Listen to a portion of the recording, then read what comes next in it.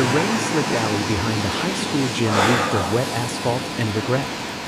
And Rowan's backpack hit the ground first, spilling notebooks like confetti from a funeral. You think you're safe just 'cause it's senior year? Freak. Jake's voice was a venomous whisper, his breath hot against Rowan's ear as the shove pinned him against the chain-link fence, the metal biting into his spine like teeth. In that frozen heartbeat, as Jake's knuckles grazed his cheek in promise of worse, Rowan realized love wasn't a choice, it was a curse that made him bleed. That was 10 years ago. Back in the flat, unforgiving sprawl of suburban Ohio, where cornfields stretched like judgmental fingers toward the sky. And the local high school was a pressure cooker for every kid who didn't fit the mold. Rowan Ellis had always been the odd one out, even before he mustered the courage to say it aloud. At 14, he was all gangly limbs and oversized sweaters, hiding behind stacks of library books about far-off places, New York skyscrapers, California beaches, anywhere but the fluorescent-lit hallways of Elmwood High. His mom, a single nurse working double shifts at the county hospital, called him her dreamer, but his classmates had sharper words: weirdo, fairy, target. It started small. Whispers in the cafeteria about the way Rowan stared too long at the quarterback during gym class. A shoved shoulder in the hall. Then, sophomore year, you correct, Mr. Hargrove's English lit class. During a discussion on The Great Gatsby, Rowan raised his hand and said, "Gatsby loved in secret because the world made him." But what if he didn't have to? The room went pin-drop silent, and Hargrove cleared his throat awkwardly. After the bell, Jake Harlan, the golden boy, football captain with a jaw like chiseled granite and eyes that burned with the entitlement of someone who'd never been told no, cornered him by the lockers. "You got something to say about love, Ellis?" Jake's grin was all teeth, flanked by his crew, Tommy with the buzz cut and perpetual smirk, and Derek, the silent enforcer. Rowan stammered, heat flooding his face. But Jake leaned in closer. "We all heard you." Sounded real. Poetic. Like a fag writing fanfic. The word landed like a slap. And the laughter that followed was the real bruise, the one that lingered in Rowan's chest for months. From there, it escalated. Notes stuffed in his locker, "Go back to fairyland." His bike tires slashed one autumn morning, the chain glinting wet under the school floodlights.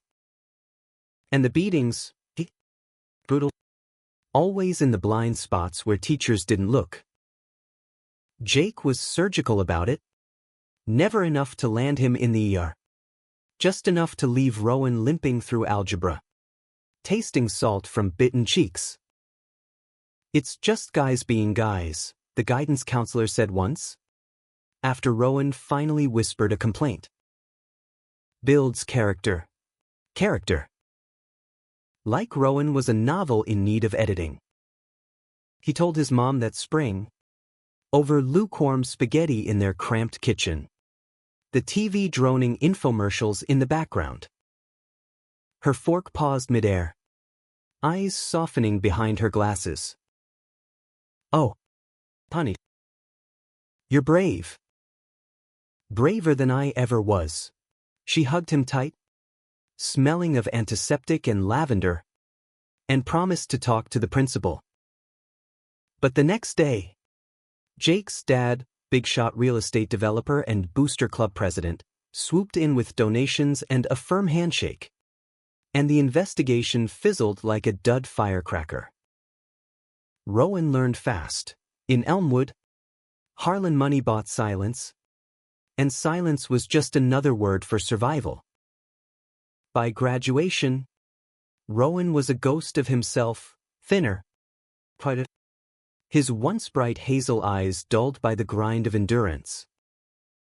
He walked the stage in a cap and gown that felt like a shroud, Jake's mocking wolf whistle echoing from the bleachers as the principal mispronounced his name. That night, alone in his room with posters of Broadway shows peeling at the edges, Rowan packed a duffel and bought a Greyhound ticket with his summer job savings.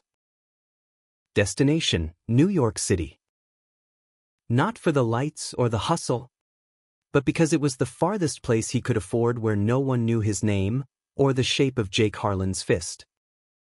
The city swallowed him whole, a chaotic embrace of honking taxis and steam-grated sidewalks. Rowan crashed on a cousin's couch in Queens for 3 months, waitressing at a diner off Times Square where tourists tipped in crumpled dollars and locals nursed hangovers with black coffee. He audited classes at community college, devouring theater history and creative writing like a man starved. "You're a storyteller," his professor said one evening, handing back a short story about a boy who rebuilt himself from shattered glass. "Don't let the bastards grind you down." By 22, Rowan had clawed his way into a real apartment, a shoebox walk-up in the East Village with fire escapes that doubled as balconies, and a job as a junior editor at a small indie press specializing in queer lit. It wasn't glamorous. Slush pile reads until his eyes crossed, coffee runs for prima donna authors, the constant hum of rejection emails. But it was his. And in the quiet hours, when the city lights flickered like distant stars through his blinds, Rowan started writing his own story, not the pain, but the what-is. What if the boy in the alley fought back? What if love came without the sting of secrets? He dated sporadically, a barista with tattoos like watercolor maps, a dancer whose laugh lit up dive bars, but nothing stuck. Trust was a fragile thing, cracked early and never quite mended. Rowan told himself he was fine, building walls higher than the Brooklyn Bridge. Until the night of the book launch, 3 years into his ink-stained life, when fate, or karma, decided to play a cruel joke. The press was hosting a reading for Echoes of Us, a debut novel about 2 men finding each other in the ruins of their pasts. Rowan was there to schmooze donors, nursing a gin and tonic in a corner of the dimly lit loft space in Soho. The crowd was eclectic, hipsters with ironic mustaches, older patrons in tailored blazers, a smattering of wide-eyed interns. He was midway through a polite chat with the caterer when the door swung open, admitting a gust of autumn chill and a man who stopped Rowan's heart cold. Tall, broad-shouldered, with the same Harlan jawline but softened by a day's stubble and eyes the color of storm clouds. Dark hair cropped close, a navy peacoat slung over a white tee that hugged his chest just right. He scanned the room like he owned it, a half-smile playing on his lips as he shrugged off the coat and handed it to the coat-check girl. Rowan froze, the gin souring in his throat.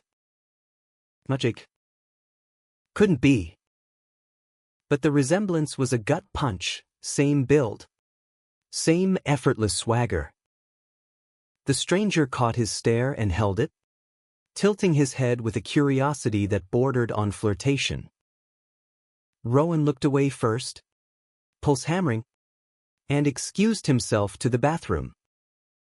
Splashing water on his face, he muttered, "Get it together, Ellis." It's not him. Back in the main room, the author was reading an excerpt, voice husky with emotion, and in that moment, I saw him, not the scars, but the man who'd survived them. The words hit too close, and Rowan slipped toward the fire escape for air. He was leaning on the railing, city lights blurring below, when the door creaked open. "Mind if I join the escape artists?" The voice was warm, laced with a Midwestern lilt that tugged at buried memories. Rowan turned, and there he was, close. The difference is stark, laugh lines crinkling at the corners of his eyes. A small scar above his left brow that Jake never had. "Rough night?" the man asked, lighting a cigarette with a Zippo that clicked like a secret. "Just crowded," Rowan managed, forcing a smile. "You a fan of the book?" "First time hearing it. My sister's dragging me to these things, says I need culture." He exhaled smoke toward the skyline, offering the pack. Rowan shook his head. "I'm Ethan. By the way." "Harlan." The name landed like ice water. Harlan. Rowan's mind reeled, Jake's little brother. The one 3 years behind in school. Always trailing in his shadow like a quieter echo. Ethan had been invisible back then. The baby brother who played soccer in the yard while Jake plotted conquests. But this Ethan was no kid, 25 if Rowan guessed right, with a quiet confidence that spoke of someone who'd carved his own path. "Rowan," he replied, voice steadier than he felt. "Ellis." "Nice to meet you." They talked for an hour. The fire escaped their private island amid the city's roar. Ethan was a graphic designer, fresh off a freelance gig for a craft beer label, living in Brooklyn with a roommate who collected vintage typewriters. He hated crowds but loved the anonymity of subways at rush hour. Laughed easily at Rowan's dry quips about publishing deadlines. And when he leaned in to stub out his cigarette, their shoulders brushed, sending a spark up Rowan's arm that he hadn't felt in years. "You've got this way of listening," Ethan said finally, gray eyes locking on his. "Like you're seeing right through the bullshit." "It's rare." Rowan swallowed. The alley in Ohio flashing unbidden, Jake's snarl. The fences bite. But Ethan's gaze held no malice. Only a gentle pull. Like gravity rewritten. "Comes with the job," he said lightly. Editing people's lives on paper. The reading ended too soon. The crowd spilling out with buzz chatter. Ethan slipped him his number on a torn napkin, in case you need a beer to wash down all that prose, and vanished into the night.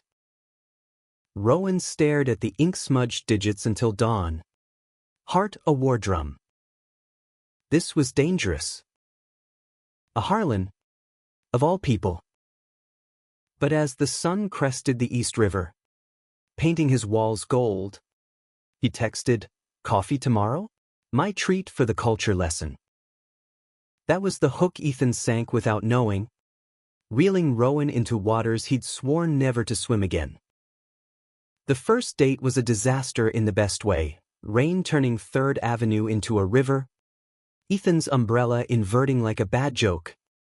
The two of them drenched and laughing under the awning of a hole-in-the-wall cafe called the Beanstalk. "Fate's got a sense of humor," Ethan said, shaking water from his hair, droplets catching the neon sign like stars. Rowan nodded, shivering in his thrift store jacket, but the warmth in Ethan's grin chased the chill away. They ordered lattes to go and wandered the puddles, shoulders bumping, stories tumbling out like loose change. Ethan was easy to talk to, a far cry from the guarded silences Rowan usually navigated. He spoke of growing up in Elmwood with fondness laced with escape, the annual county fair with its greasy funnel cakes, Friday night lights under which his brother Jake reigned supreme. Jake was the king, Ethan said, sipping foam from his cup. I was the squire, fetching Gatorades and dodging his moods. He's older by 3 years, always dragging me to practices, telling me how to throw a spiral. No bitterness there. Just the casual affection of siblings who'd shared a bathroom mirror and hand-me-down jeans. Rowan listened, a knot tightening in his gut. He hadn't mentioned high school. Not yet, the shared hometown a landmine he sidestepped with jokes about New York's rat race. Instead, he shared snippets of his own reinvention, the Greyhound ride east. The first time he saw the Statue of Liberty from the ferry, fog-shrouded and mythical. Felt like shedding skin, he admitted. As they ducked into Washington Square Park, the arch looming like a promise. Ethan stopped, turning to face him, rain misting their faces. "Your poetry, Rowan. The good kind, the kind that sticks." By their third date, a picnic in Prospect Park with cheese from a Bushwick market and a bottle of cheap rose, Rowan was hooked. Lines blurring between caution and craving. Ethan kissed him there, under a canopy of turning leaves, tentative at first, then deep and unhurried, hands cupping Rowan's face like he was something fragile and fierce. "I've wanted to do that since the fire escape," Ethan murmured against his lips. And Rowan melted. The past a distant thunder. They fell into rhythm fast, lazy Sundays binging Queer as Folk reruns on Ethan's lumpy couch. Ethan's head in Rowan's lap as he sketched logos on napkins. Midnight runs to the all-night bodega for knishes and stolen kisses by the falafel cart. Ethan was tactile, affectionate in ways that disarmed Rowan, fingers tracing lazy circles on his back during movie nights. A quick squeeze of the hand in crowded bars.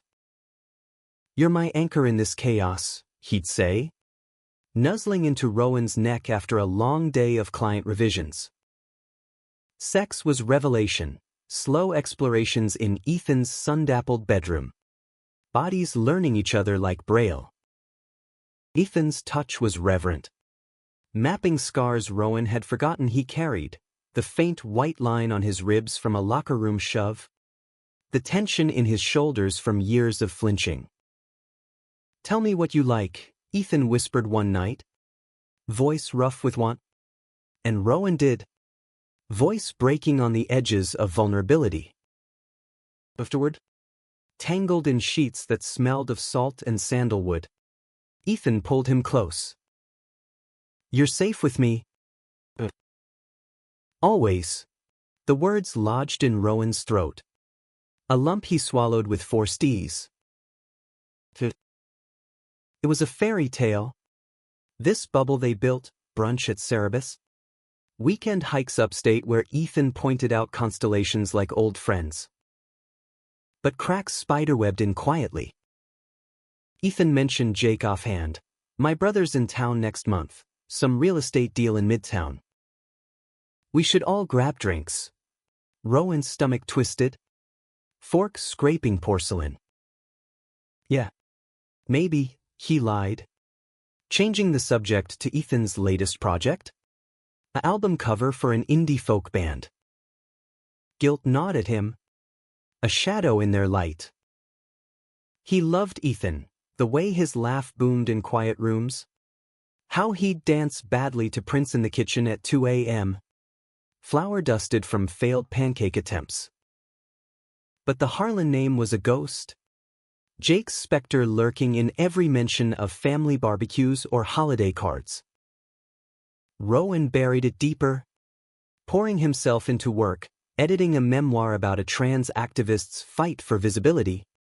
The words a mirror to his own unspoken battles.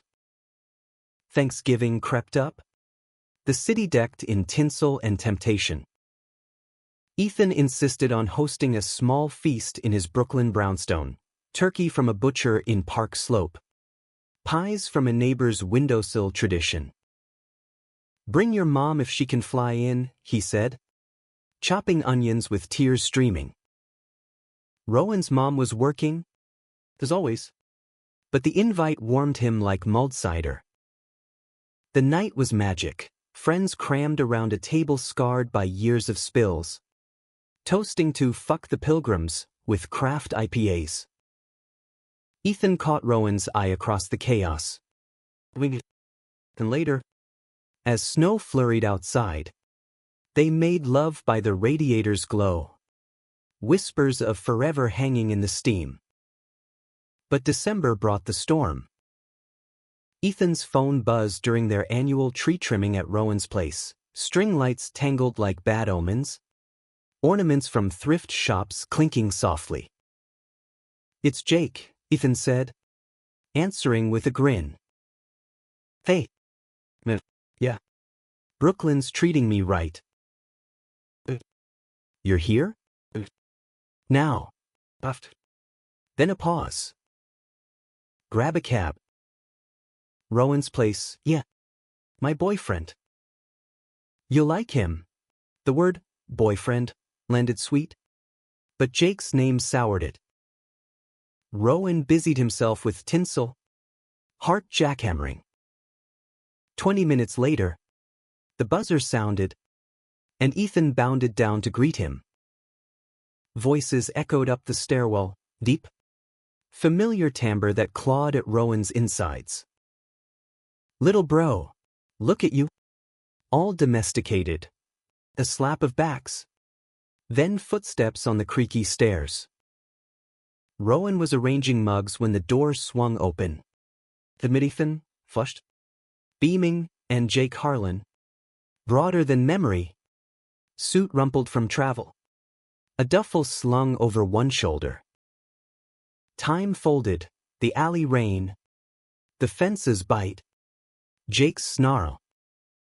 But Jake's eyes, cold blue, not gray, widened fractionally as they landed on Rowan.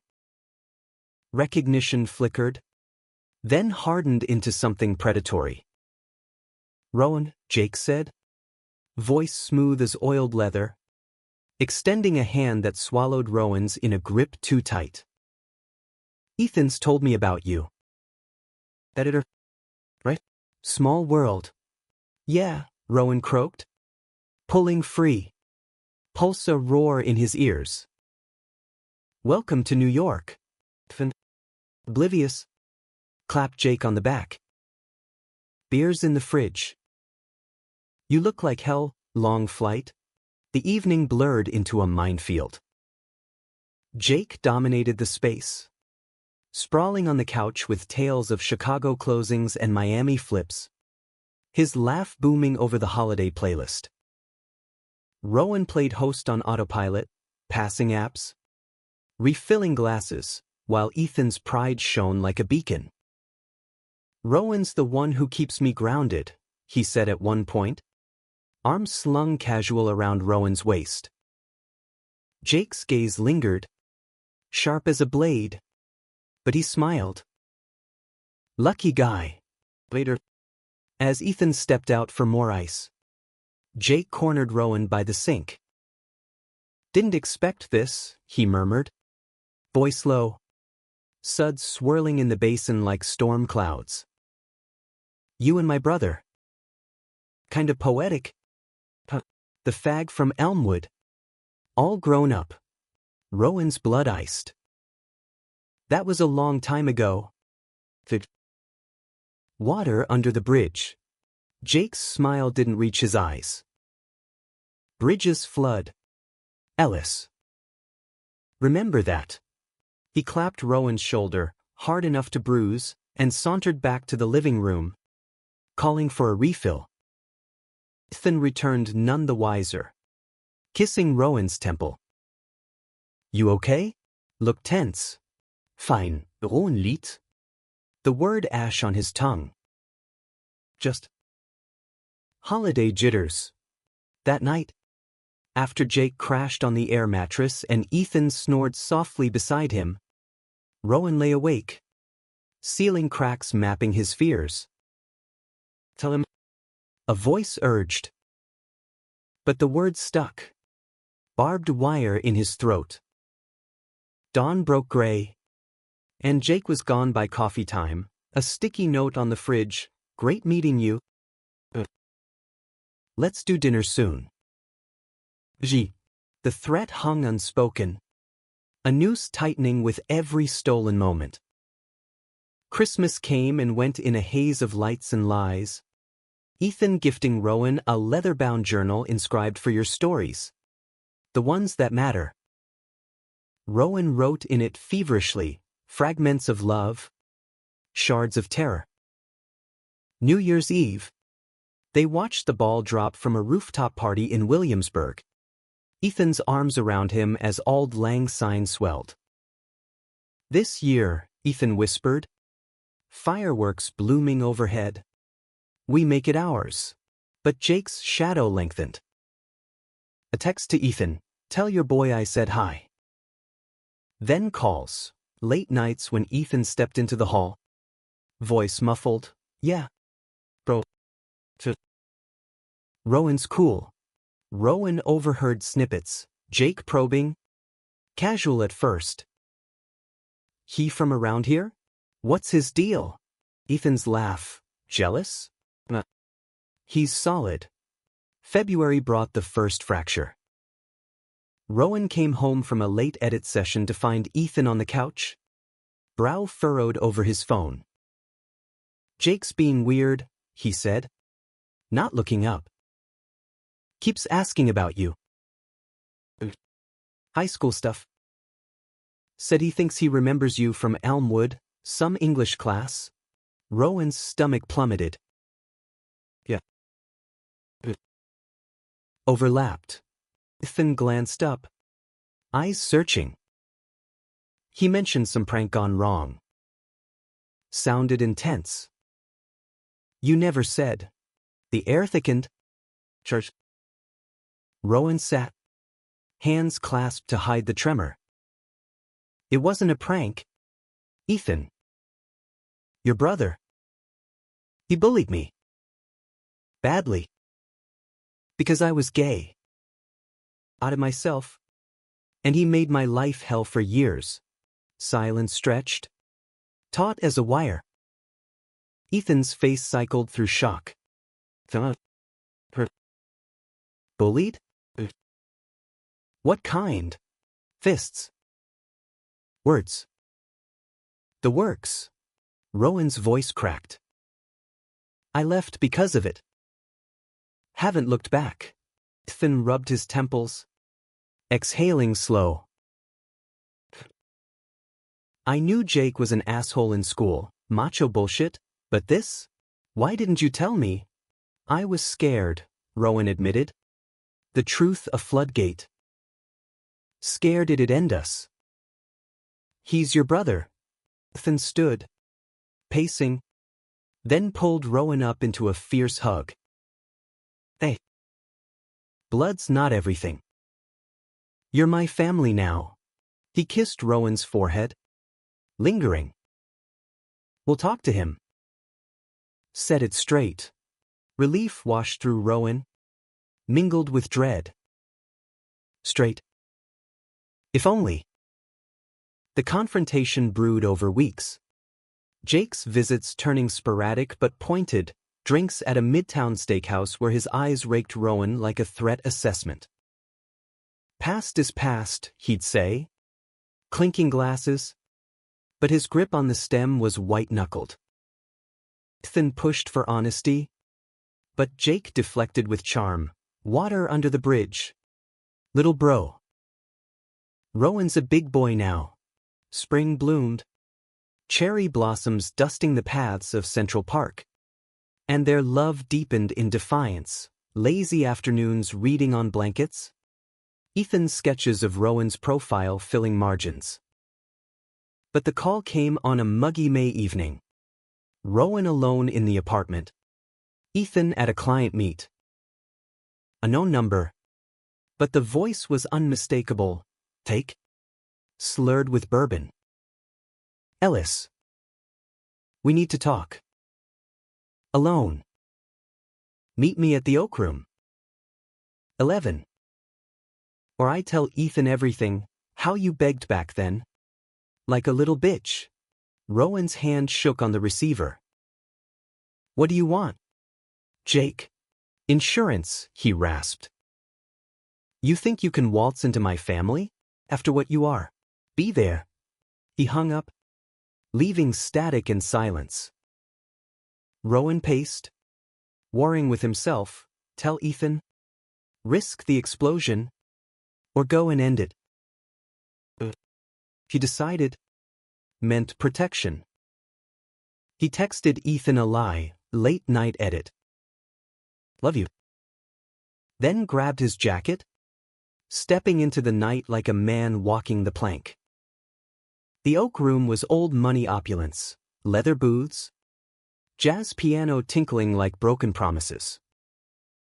Jake waited in a corner, scotch neat, suit jacket slung over the chair.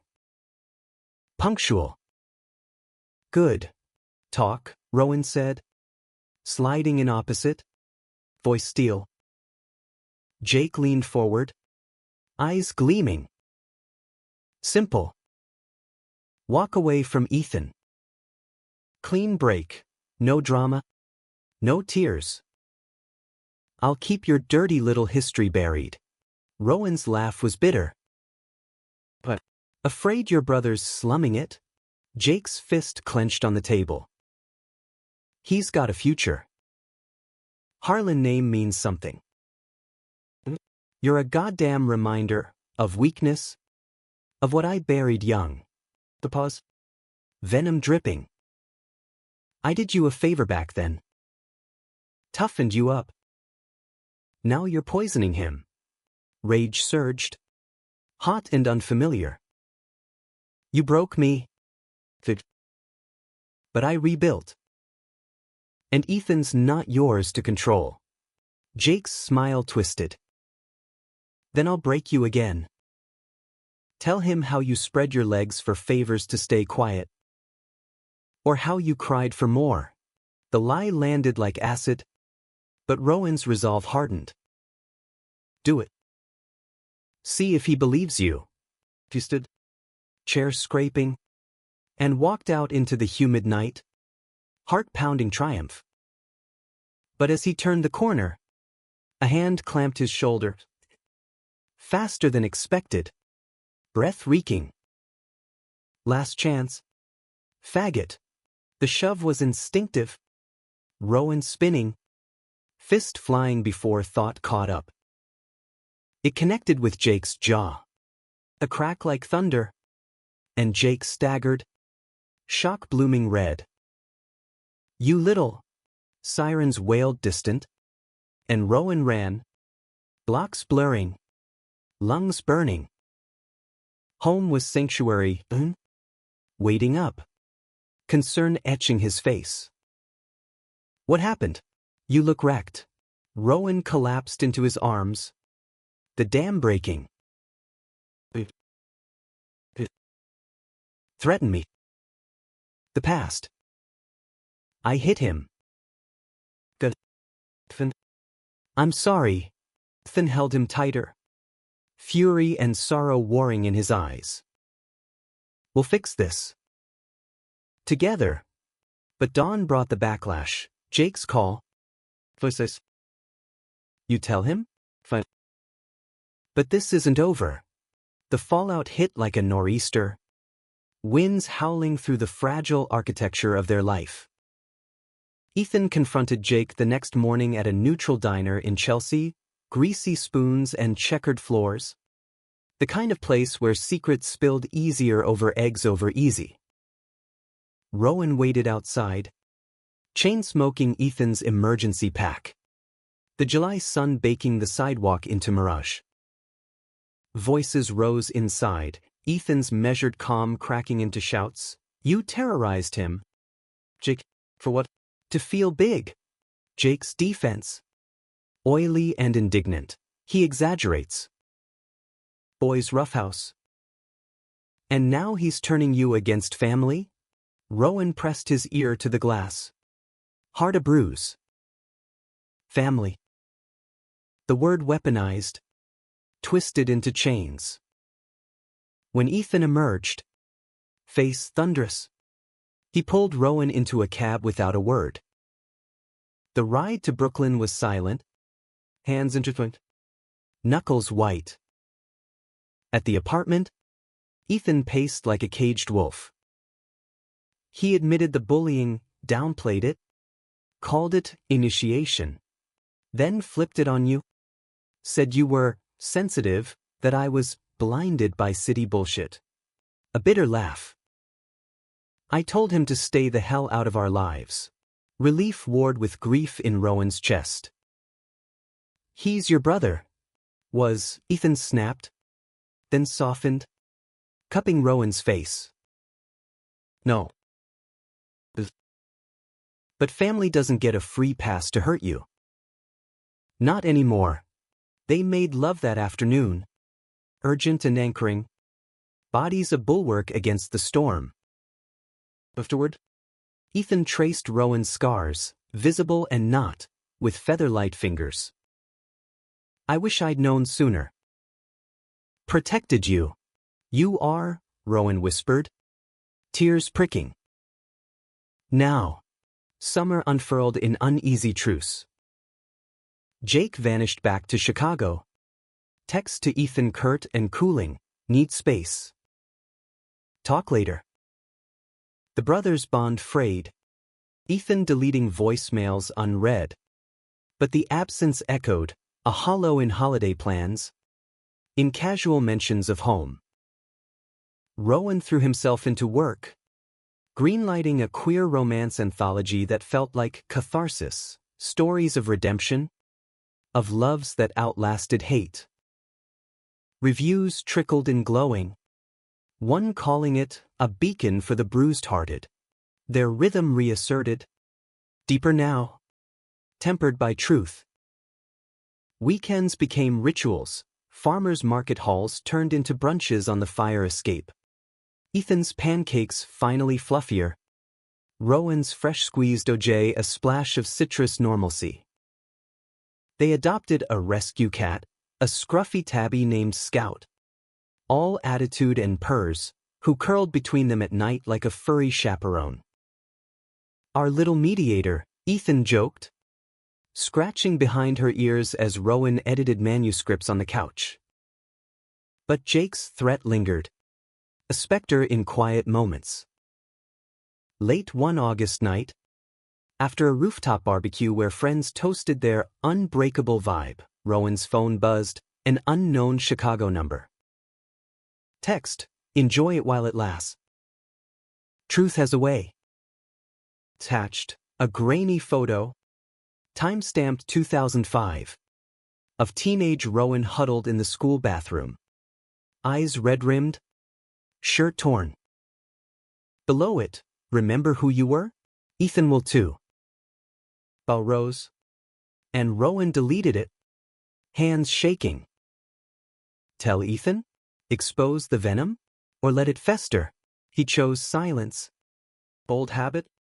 Burying it under forced smiles and weekend getaways, a cabin in the Catskills, where they hiked trails thick with pine, making love by a crackling fire to the sound of loons calling across the lake. This is us, Ethan said one evening, as they watched stars wheel overhead, Rowan's head on his chest. No ghosts. Fall painted the city in fire, leaves crunching underfoot as they navigated the high line, hands swinging like kids. Rowan's birthday fell on a crisp October Saturday, 28.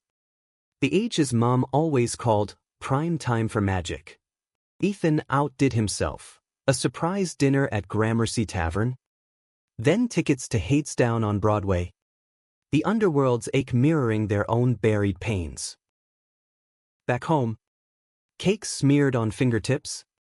Ethan dropped to one knee, not with a ring, but a key. To the apartment. Make it ours. For real. Rowan pulled him up, kissing away the nerves. Just. Good. Yes. They celebrated with champagne and slow dances in the living room. Scout batting at their toes. For the first time, the future felt tangible, not a mirage, but a map. Winter whispered warnings. Ethan's freelance dried up, a client ghosting on a major pitch, leaving him pacing with sketches unfinished. Jake's connected, he muttered one night over takeout pad thai. Sent him a feeler for intros, real estate firms need branding. Figured olive branch. Rowan's fork paused. He reply. A shrug. Radio silence. Probably still pissed. The silence broke spectacularly on New Year's Eve. The city a frenzy of champagne flutes and false promises. They were at a party in a loft in the meatpacking district, exposed brick. Fairy lights strung like spiderwebs, when Ethan's phone lit up. Jake's face on the screen. Video call insistent. Ethan stepped into a side room. Rowan trailing concern. Bro? What's up? The feed connected. Jake's face bloated. Eyes wild in the glow of a hotel bar somewhere corporate. You want truth? Here's yours. He pivoted the camera to a woman, mid-20s. Hand on his arm, then back. Tell your fairy boyfriend I said hi. Wait, he knows all about fairies. Doesn't he? Ethan's jaw clenched. Drunk? Hang up? Jake. But Jake laughed. Manic. Been thinking. About Elmwood. How I made that kid tough. And now he's got his hooks in you. The camera shook as he scrolled, thrusting the phone forward. Proof. Rowan's stomach dropped. The photo, the bathroom shot, timestamp glowing accusatory. Then text. Fabricated, timestamps from high school. Words twisted into propositions. Meet after practice? I'll make it worth it. Sent from a number Rowan didn't recognize. Ethan's face drained of color. What the fuck is this? Favor, Jake slurred. For family. Walk away. Or everyone sees. The call cut. Leaving static. Ethan stared at the frozen image. Thumb hovering. You. The room spun. Betrayal. Sharp as glass. No. Good. No, it's fake. Jake's twisting. But doubt flickered in Ethan's eyes. Raw and wounding. Why didn't you say? If it's bullshit? Why hide? I was protecting us. Rowan's voice broke. He threatened worse. I thought I'd believe him over you? Ethan whispered, hurt carving lines in his face. He pocketed the phone, backing toward the door. I need air. Space. Ethan, please, but he was gone, swallowed by the party roar. Rowan stumbled home alone. Subway rattling like judgment. Snow starting to spit. The apartment was tune quiet. Scout meowing accusation. He curled on the couch. Phone silent. The key from months ago heavy on the chain around his neck. Dawn crept in gray. And still no word. By noon, Ethan texted, at a friend's. Need to think. Rowan replied. Begging, it's lies. Let me explain. Hours ticked to nothing.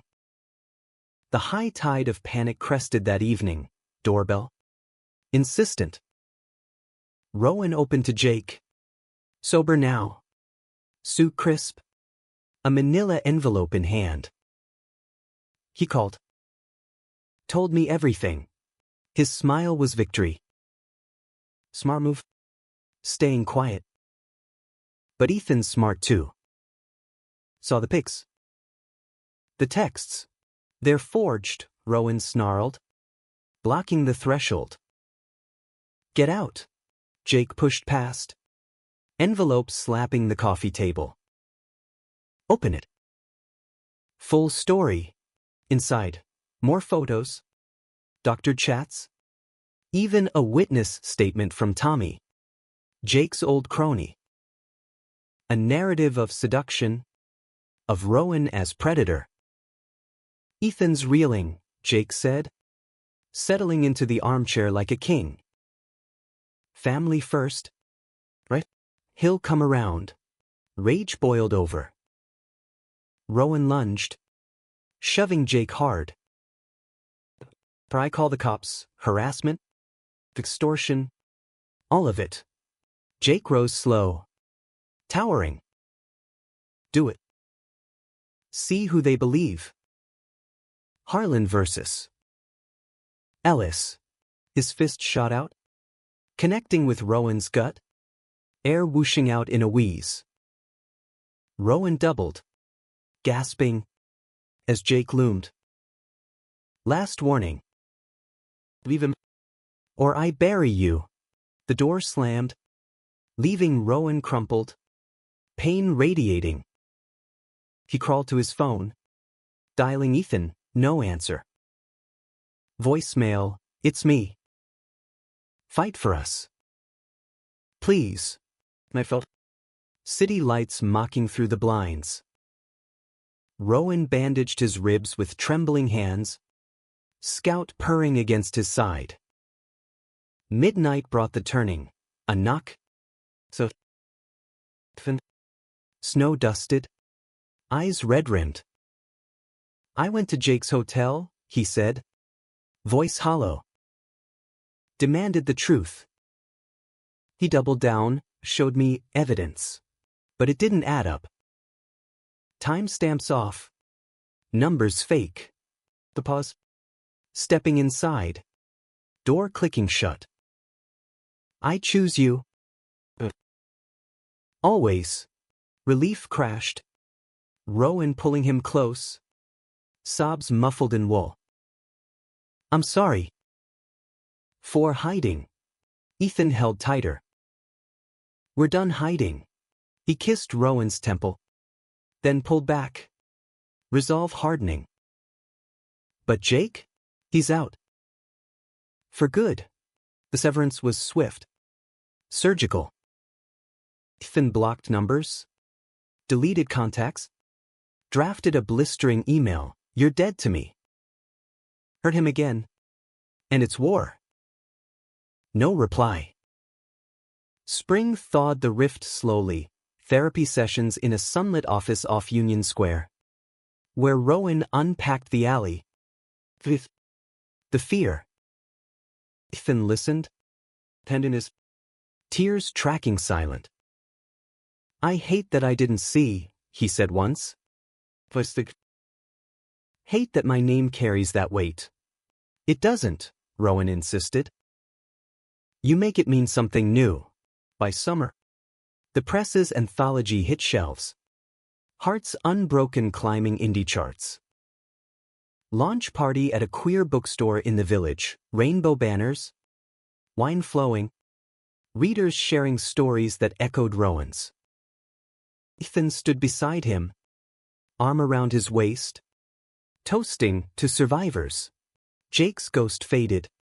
Reduced to a scar. Not a chain. One August evening. Rooftop garden in Brooklyn. Fireflies dancing lazy. Ethan knelt again, this time with a ring. Simple platinum band etched with anchor. Marry me. Rowan Ellis. Let's write the ending we deserve. Tears blurred the cityscape. But Rowan's yes was clear. Fierce. They kissed as thunder rumbled distant. Rain pattering promise. In the downpour. Slick and alive. Rowan knew love wasn't a curse. It was the rebuild. The bloom from broken ground. Years later. At their wedding backyard affair in upstate New York. Under oaks heavy with autumn, Rowan's mom danced with Ethan to At Last. Her eyes misty. No Harlans invited. But the guest list brimmed. Friends. Found family. The cat in a tiny bow tie. Vows exchanged. I choose you. Every scar and story. And in the quiet reception. as stars pricked the velvet sky. Rowan whispered to Ethan, "We made it. The world spun on. Flawed and fierce. But theirs was a corner carved safe, humanity in the hold. Romance in the rain." Epilogue whispers in the afterglow. But their story didn't end at "I do." Marriage was the vow. But life was the verse, rhymed with revisions, stanzas of ordinary grace. They moved to a 2-bedroom in Ditmas Park. Brooklyn brownstones with porches for morning coffee and space for Scout to claim as her queendom. Rowan climbed at the press, editing a line of memoirs that spotlighted queer resilience, AIDS survivors, trans pioneers, kids like his younger self clawing toward light. "Your touch turns pain to power," his boss said at a holiday party. Clinking flutes. Ethan landed steady work at a design firm, his logos gracing billboards for progressive nonprofits, rainbow-washed campaigns that felt like quiet rebellion. Jake resurfaced sporadically, a phantom ping in Ethan's periphery, a LinkedIn request ignored, a mutual friend's awkward, "He asks about you," at a reunion. Ethan blocked. Deleted. Moved on, therapy teaching him boundaries weren't walls, but doors he controlled. Over diner fries during a rainy lunch, he told Rowan, "I grieve the brother I thought he was." But holding on to that? It'd poison us. Rowan nodded, squeezing his hand under the formica. "You're enough Harlan for me." Parenthood crept in subtle, a seedling in their soil. After 2 years wed, they fostered a teenage boy named Kai. All sharp edges and guarded eyes. Bounced from homes that saw his queerness as a checklist item. Temporary, the agency said. But Kai's first night, curled on the couch with a mug of hot cocoa, whispering, "Thanks," cracked something open in Rowan. Ethan built bookshelves for the spare room, stocking them with comics and coming-out tales. Kai stayed 6 months, then legally transitioned to their family, adoption papers signed in a courthouse that smelled of polished wood and new beginnings. Fatherhood was fumbling magic, Ethan's bedtime stories laced with dad jokes, Rowan's late-night talks about crushes and courage. Kai came out as non-binary their first Thanksgiving. Turkey cooling on the counter, and the table erupted in cheers, Rowan's mom video calling from Ohio, toasting with Chardonnay. "You've got a pride of your own now," she said. And Rowan laughed. Tears hot. Because she was right. Challenges came. As they do, Rowan's manuscript deadline clashing with Ethan's gallery show. A stomach bug felling the household in synchronized misery. Jake's final jab arrived via mail. 6 years post-wedding, a wedding announcement. His to a socialite named Claire. Glossy photo of smiles that didn't reach his eyes. Enclosed note, "Happiness looks good on you." Ethan burned it in the sink. Flame licking cardstock. Ashes swirling down the drain. "Closure," he said, turning to Rowan with a kiss. Our chapters written. By their 10th anniversary, the world had shifted. Roe v. Wade echoes in protest they marched. Obergefell solidified but fragile under new winds. They honeymooned late. A road trip down Route 66 in a vintage Mustang Ethan restored. Chasing sunsets from Chicago to Santa Monica. Stops at diners with neon signs. Motels with heart-shaped tubs. Making love to the hum of highways. In the Grand Canyon, dust-caked and odd, Ethan traced Rowan's ring. From alleys to this. We'd do it again. Rowan, older now, 38, laugh lines etching his hazel eyes, smiled. Every punch, every threat. For you. Back east? Legacy bloomed. Rowan's novel dropped, Fences and Fireflies, a semi-autobiographical tale of a boy bullied into bravery, finding love in the bully's kinder shadow. It hit bestseller lists, queer book clubs devouring it like communion.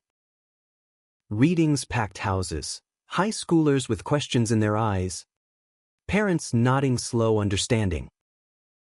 One night in San Francisco, the kid approached, voice shy, "Your book? It's me." "Thank you."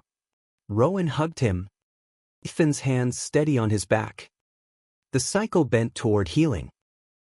Kai thrived, college at MIT, art major like their pop, interning at Ethan's firm. Family dinners grew rowdier, board games with Kai's girlfriend. A biochem was with a wicked trivia streak, holiday cards to Rowan's mom. Now retired and dating a librarian named Sue. They volunteered at a youth center in the Bronx, mentoring LGBTQ+ teens, Rowan facilitating writing workshops, Ethan leading design sessions on self-portraits. "Building what we wished for," he'd say, watching a shy freshman sketch their truth. Illness came quiet, a thief in the autumn of Ethan's 42nd year. Routine checkup, then scans, then words like lymphoma, stage 2. Treatable but tenacious. The apartment became a war room, chemo chairs in the living room. Kai's care packages from dorm. Rowan's manuscripts abandoned for bedside vigils. Ethan fought with wry humor, bald head tattooed with temporary stars, quipping Meteor Man reporting for duty. When nausea ebbed, they'd lie tangled, Rowan's fingers in the stubble of regrowth. "If I go first," Ethan whispered once, voice thin, "haunt me with bad puns." "You won't," Rowan vowed. "Throw tight." Baby. He did, remission after 18 months. Declared cancer-free on a spring morning in Central Park. Cherry blossoms confetti. They celebrated with lobster rolls from a food truck. Kai filming the goofy dance Ethan insisted on. Tears mixing with laughter. "Second chance," Ethan said later. Toasting with ginger ale. To love that outlives. A decade more. And gray threaded their hair, Rowan's at the temples, Ethan's full silver fox. Drawing whistles at pride parades they still marched. Rainbow flags high. Grandkids came via Kai, twins, a boy and girl, with Ethan's gray eyes and Rowan's freckles, toddling through their garden. Storytime became ritual, Fences and Fireflies read aloud. The bully recast as a cautionary shadow, the brother as the light. On their silver anniversary, a vow renewal under those same upstate oaks, now gnarled with age, Rowan and Ethan stood barefoot. Rings renewed. Family a circle around them. Jake had died years prior. Heart attack at 56? Obituary noting devoted father. Successful entrepreneur. No note. No olive branch. But Ethan mourned privately. A quiet grief for the might have been. He was broken too, he told Rowan later. By the fire pit. Doesn't excuse. Just explains. Rowan nodded. Head on his shoulder. And we mended. As stars wheeled. The twins asleep in laps. Rowan reflected, from that rain-slicked alley. The shove that started it all. To this, love as legacy. Human in its mess. Romantic in its reach. America, vast and veined with veins of venom and valor, had tried to break him. But in Ethan's arms, under skies that held no grudges, Rowan was whole. The hook that pulled him under had become the line that tethered, not curse, but compass. And in the hush of happily ever afters earned, they lived fiercely, fully, forever theirs.